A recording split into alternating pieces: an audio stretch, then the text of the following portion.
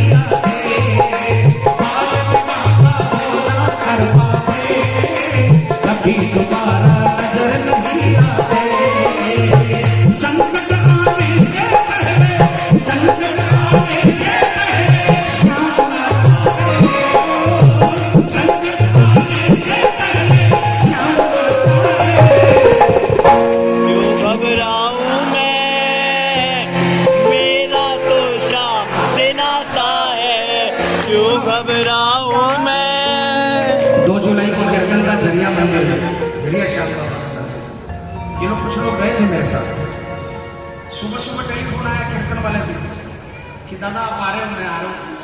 कहा भैया आपका एक भजन है, क्यों घबराऊं मैं, ऑक्सीजन वाला भजन सुना देना। ऑक्सीजन वाला कौन सा भजन? मतलब क्यों घबराऊंगा, ऑक्सीजन तो सभी भजन है। बोला नहीं, 2021 में कोरोना की सेकेंड वेव में मैं खत्म हो चुका था, 100% लंग्स फेल्योर। डॉक्टरों ने घर वालों को बोल दिया तो 2 minute 4 minute 5 minute oxygen level जिनका 80-85 आ गया था ना, वो भगवान को प्यारे हो गए थे। बोला मेरा ऑक्सीजन लेवल 25 और 30 के बीच में था, बिल्कुल इम्पॉसिबल था।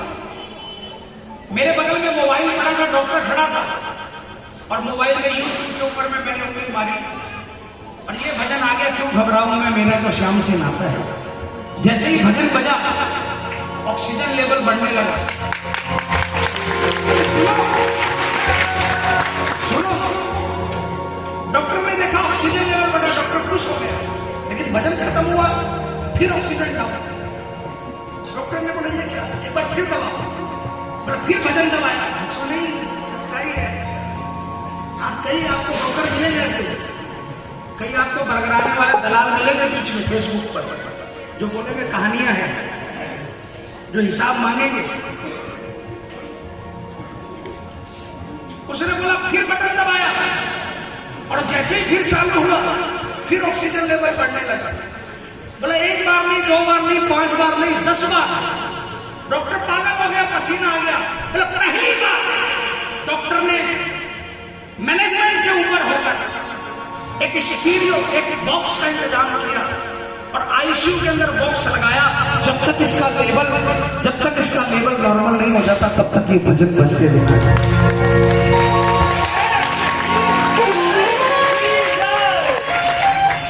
रिकॉर्डिंग है मेरे पास, काबरा जी के पास सेव है। उस बंदे ने बोला मैंने 3 बार यमदूत देखे, लेकिन तीनों बार मुझे बाबा के मंदिर का शिखर दिखा। और वो कीर्तन में रात को आया। जब मैंने बात बताई तो वो बंदा दूर से खड़ा होकर उसने कहा, वो बंदा, वो प्राणी नहीं हूं, अब आपको डॉक्टर से मिलवा सकता हूं। इस बंदे ने भजनों में वो ताकत है। इन पर उंगली उठाने वाले, इन भजनों पर और बाबा की कृपा पर उंगली उठाने वालों का जो हश्र होगा वो दुनिया देखेगी। आप उनके चक्कर में नहीं पड़ना चाहिए। अगर कोई कहे कि बाबा के दरबार में ऐसा काम बनता है, भले ही वो झूठ कहे, आप उस पर विश्वास करना। अगर वो कह रहा है कि बाबा की कृपा होती है, तो भले ही वो झूठ कहे, आपको लगे कि वो झूठ बोल रहा है, लेकिन आप इस बात पर भरोसा, उस इंसान को झूठा मान लेना, लेकिन इसकी कृपा को झूठा नहीं मानना। ये जब कृपा करता है ना, छप्पर फाड़ देता है। प्रत्यक्ष उदाहरण में, इस दरबार में प्रत्यक्ष उदाहरण में 2-2 रुपयों के लिए मैं तरसता था, 2-2 रुपयों के लिए। एक जमाना था मेरे पास 50 पैसे नहीं थे, साइकिल 1 घंटा 50 पैसे में आता था। मेरे पास में 50 पैसे नहीं थे। आज बाबा इतनी कृपा है कि रोज ऊपर हवा में उड़ाता है। मैं अपना प्रचार नहीं कर रहा, मेरे बाबा का प्रचार कर रहा। मैंने कुछ नहीं किया, सिर्फ भजन गाया। मैंने वही गाना निस्वार्थ भी नहीं गाया, स्वार्थ से गाया। आपको मैं विश्वास दिलाता हूँ, रोज नियम बना लो कि एक भजन बाबा को सुनाएंगे और उसके बाद फिर देख लेना। 1 महीना का नियम बनाना। इस दरबार में व्यापारी खड़े होंगे, इंडस्ट्रीज खड़े होंगे, कई फैक्ट्री वाले बोलते होंगे मेरे फैक्ट्री के अंदर में प्रोडक्शन नहीं होता, कई बोलते प्रोडक्शन होता तो बिकता नहीं होता। मैं आपको गारंटी से कहता हूँ, बड़े दरबार के अंदर चारों कोनों के अंदर में फैक्ट्री में स्पीकर लगा दो और मैनेजर को बोल दो मशीन ऑन करने से पहले स्पीकर ऑन कर दे। कोई भी भजन, कोई भी सत्संग इतना मतलब कि सिर्फ वो बजता रहे, उसकी बस पता चले कि वो बज रहा है, आपको डिस्टर्ब नहीं करेगा। और मैनेजर को बोल दो मशीन ऑफ करने के बाद वो ऑफ करे। 1 महीना करके देख लो, फैक्ट्री में प्रोडक्शन नहीं हो रहा तो प्रोडक्शन होने लग जाएगा, और अगर नहीं बिक रहा है तो आपका प्रोडक्शन सबसे पहले करके देख लो। मैं तो वहां खुला वो चले आप करके देख लो।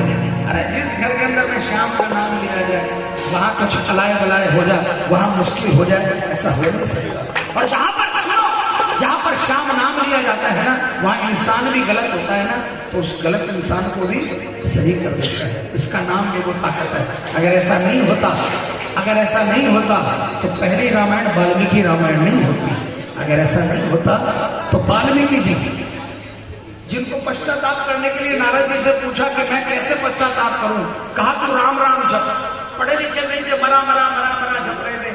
नारद जी ने कहा भगवान का नाम उल्टा जप क्या सीधा जप ले, तेरा नाम कल्याण हो जाएगा। न जाने कितने युगों तक वाल्मीकि जी ने मरा मरा मरा मरा जपा, और एक मरा यहाँ से निकल गया, उसी पे राम रीझ गए और रामायण लिखवा डाली। तुलसी रामायण से पहले वाल्मीकि रामायण आई। तो पापियों से पापी से पापियों को तारता है। इसलिए इसके दरबार में सही होने का जब समझ जाओ तभी सही है। जब हमको ये महसूस हो गया कि हमसे गलती हो गई और नाक रगड़ लिया, तभी ये आपका बाबा बन जाएगा। मैं बहुत बहुत आभार श्री श्याम मंदिर कमेटी, दूसरे धाम